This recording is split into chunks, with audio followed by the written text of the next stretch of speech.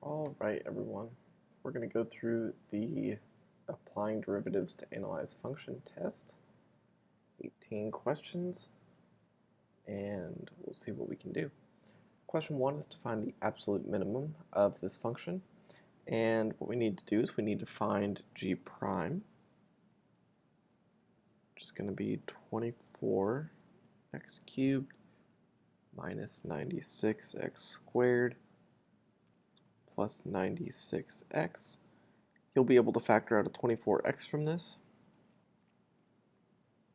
and it's going to leave you with x squared minus 4x plus 4, and that's going to leave you with 24x times x minus 2 squared. Now again, our goal is to find the absolute minimum of this, and so that means we need to figure out kind of the sign changes of this function, or of this derivative. So we need to look at g prime of x and see where the slope is positive and negative, or where it changes signs. And we can see from the factored form that we need to be concerned with the value 0 and the value 2. So for g prime, if we plug in something less than 0, if we plug in any negative number, the idea is whatever we plug in here, once it gets squared, will be positive. But then we have a negative out here, so overall this would be negative. Then from there, what's in between 0 and 2? We can plug in 1. If I plug in 1, again, whatever you plug in here, when you square it, this is positive. When you plug 1 in here, that's positive, so overall this will be positive. And then, let's see here. From there, if we plug something in after 2, we'll get positive as well.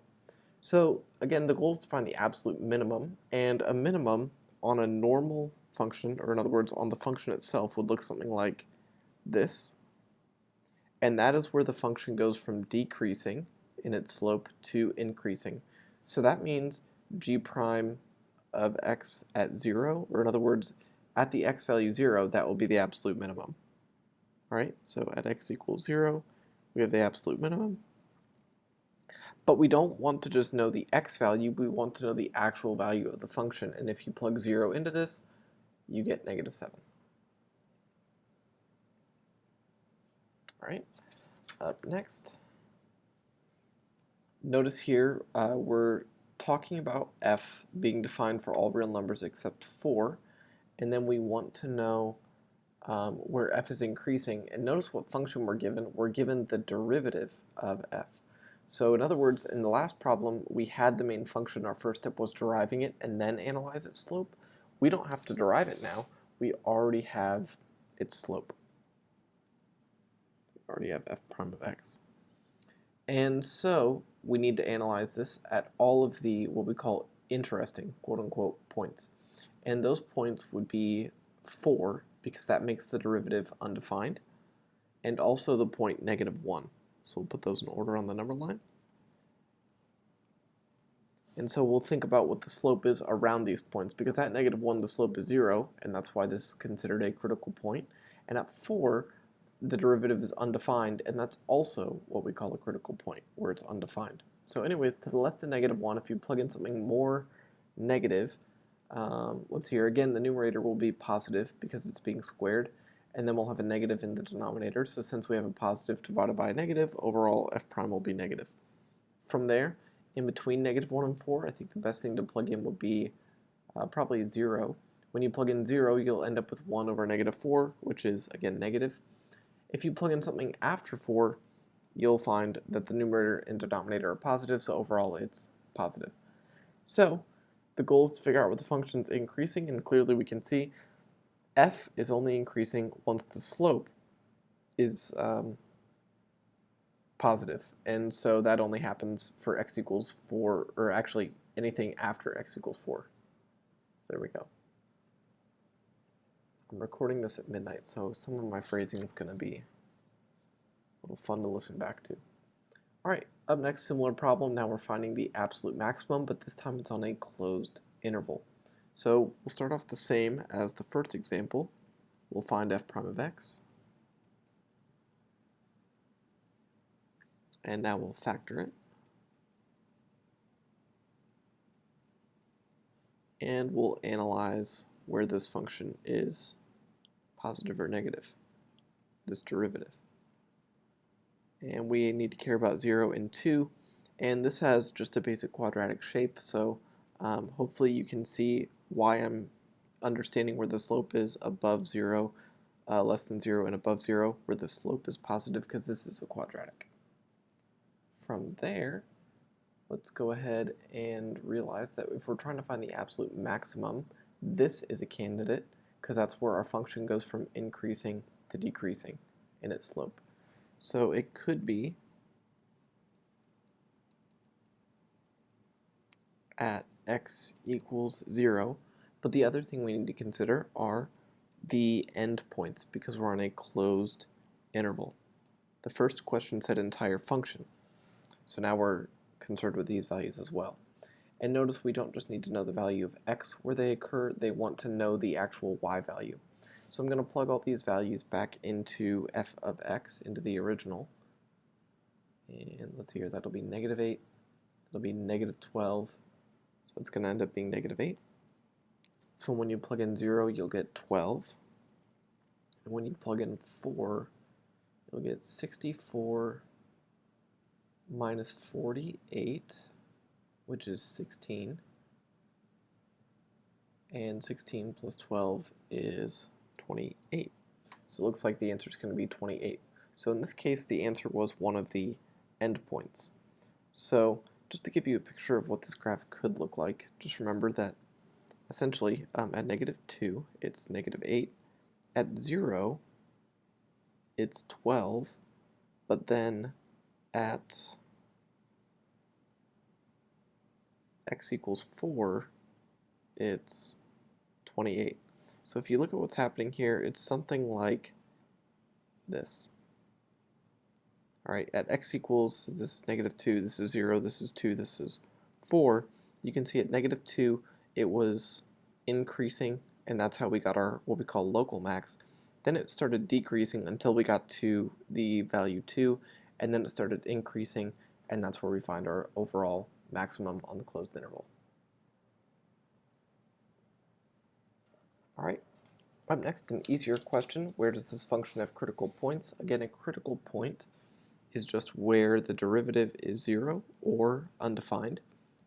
When we derive this, it's going to be a polynomial, so the derivative would never be undefined. Remember that all polynomials are differentiable and continuous. All right, and then now we just have to figure out where this equals 0. And honestly, I'm going to skip the work of this, but if you factor it, you'll end up with a 6 and evidently an x minus 1 and an x minus 2. And there you go. Up next, we have a derivative of a function given by this expression, and we're trying to figure out how many relative extreme points does this graph have in the interval 1 to 5. Now this question says specifically use a graphing calculator.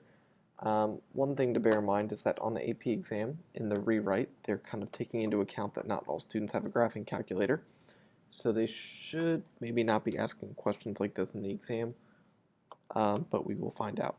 And what I mean by questions like this are questions where it would really be difficult to solve this for 0 without the help of a calculator. Anyways, I do have a calculator though. It needs to be in radian mode in all of calculus. So let's go ahead and take a look at the graph, but before I do that, I'm also going to change my window to go from 1 to 5.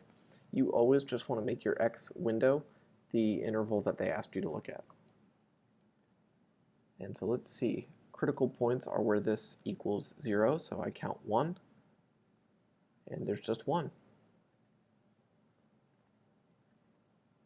All right, up next, which of the following are inflection points?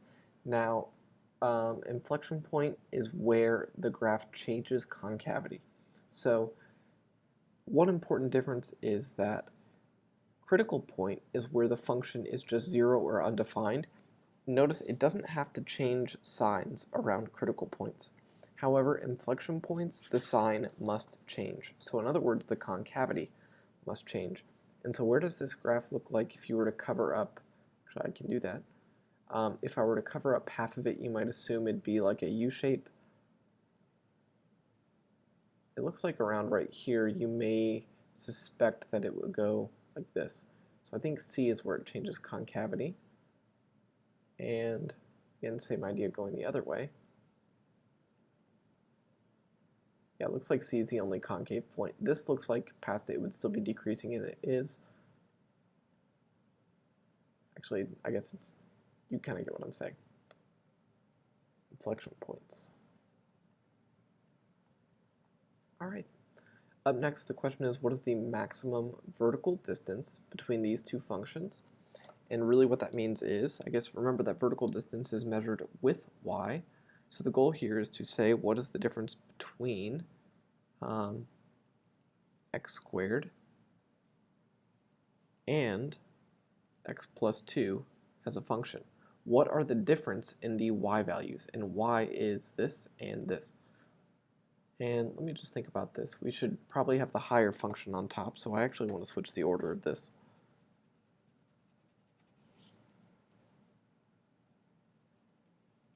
So again, I'm just doing a lot of mental work here. Just remember that you want to draw a picture of these functions. Luckily they're basic, but this is our order that we want, and we're only considering the interval -1 to 2. Let's go ahead and derive this now. And we're just going to get 1 minus 2x. So that's our derivative.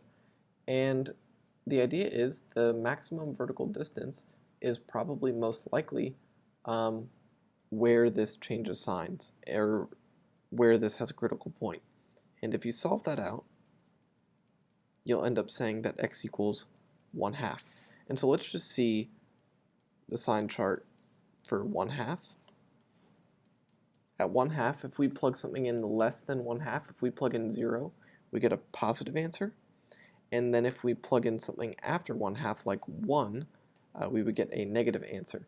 So here, what this means is f prime, and f prime in this case is measuring the vertical distance between the 2 points, is increasing until you get to 1/2 and decreasing after, which means that 1/2 is where the max occurs.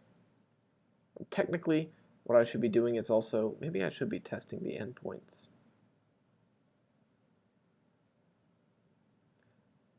Actually, I mean, I know I don't have to in this case, because again, what this is saying is the vertical distance is increasing until you get to 1/2, and then it's decreasing after.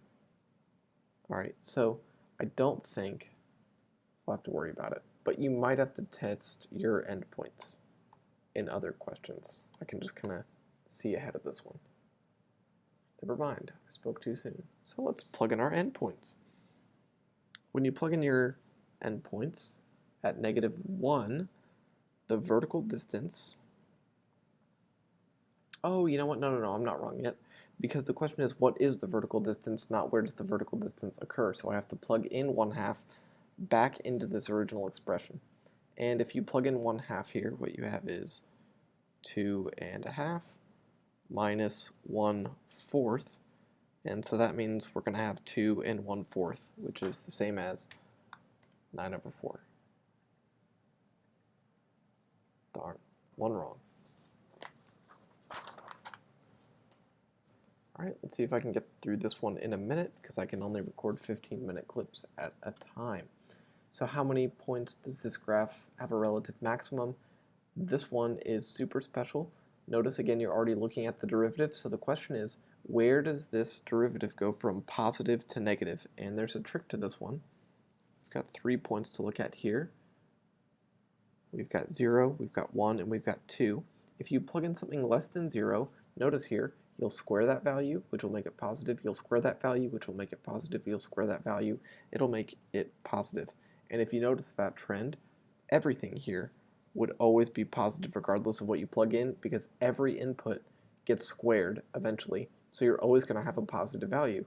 So this graph is always increasing, which means it never has a relative maximum.